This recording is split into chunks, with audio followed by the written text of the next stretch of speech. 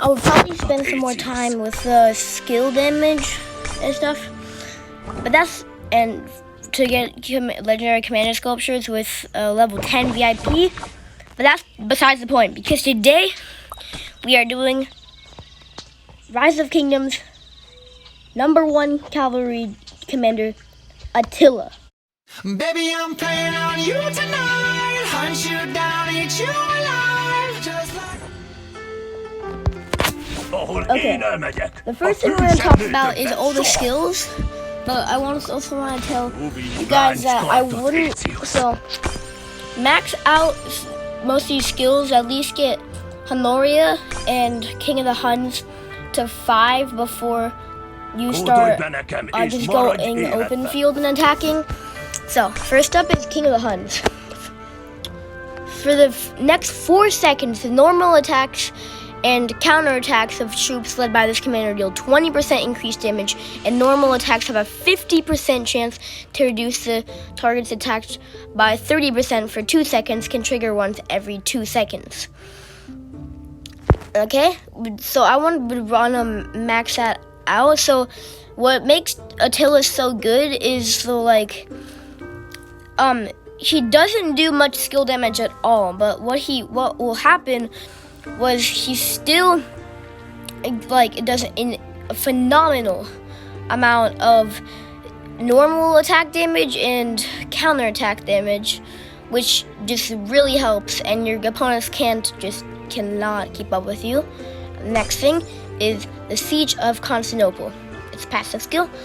When attacking strongholds or cities, troops led by this commander deal 1% increased damage and have a 10% of each turn to reduce enemies' garrison troops' defense by 5% for 3 seconds. Each time you upgrade it, right here, the damage bonus will go up by 1%. So this would be good if you want to attack other people's cities, which I would usually just rally with this commander. He's mainly a rally commander, not so much just attacking.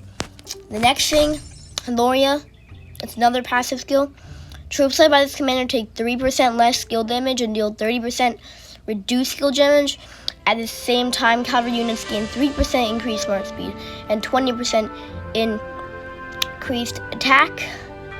So yes, like you can see here, 3% less skill damage, but also increases that cavalry units and the skill damage. I mean, not the skill damage, counter and normal attack damage. But what makes Attila so good is whenever you just want to get out of fight, your march speed, and you get a march speed of increased march speed and 20% increased attack.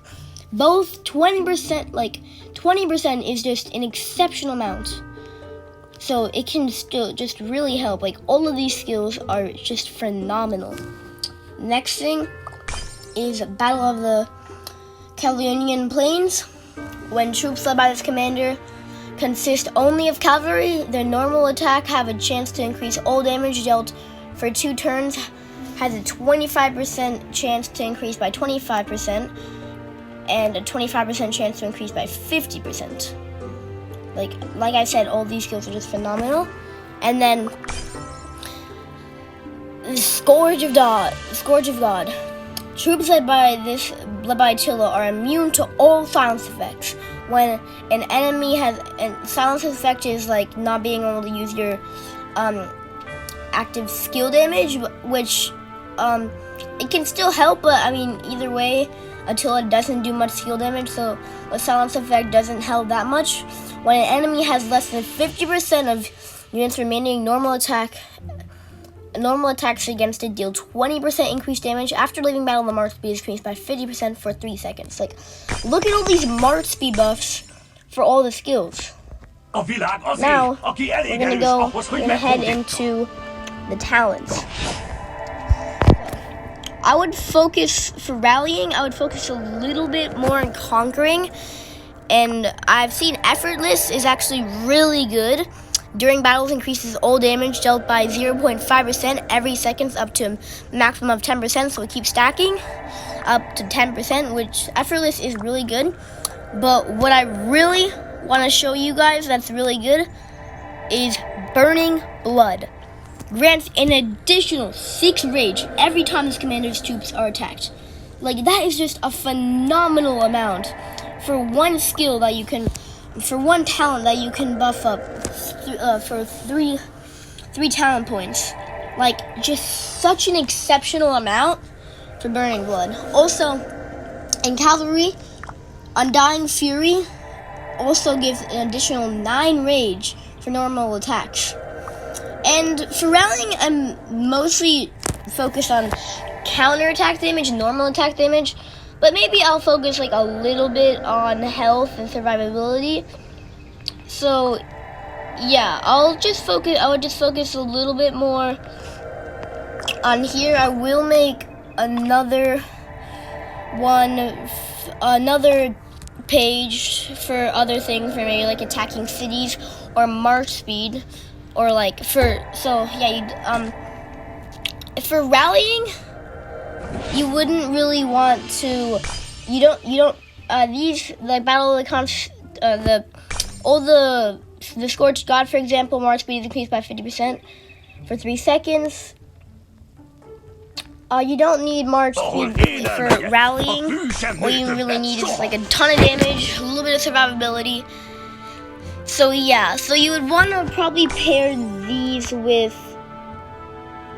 You want to pair these maybe with another talent build for actual like attacking cities and the open field attack.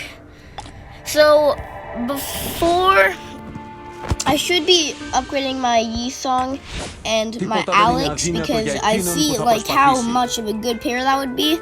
So don't go fighting in open field before probably maxing out King of the Huns, Honoria, and maybe a little bit on Battle of the Carolingian Plains and the Siege of Constantinople. And if you really want to buff him, you can get the Scourge of God after expertising Attila. So yeah, when I get a Takeda, I might do another guide, and a Brawl Stars video will be coming up. So that is going to be it for today, guys. So see you later. Peace. Remember, get 511, invest in Burning Blood, and have fun.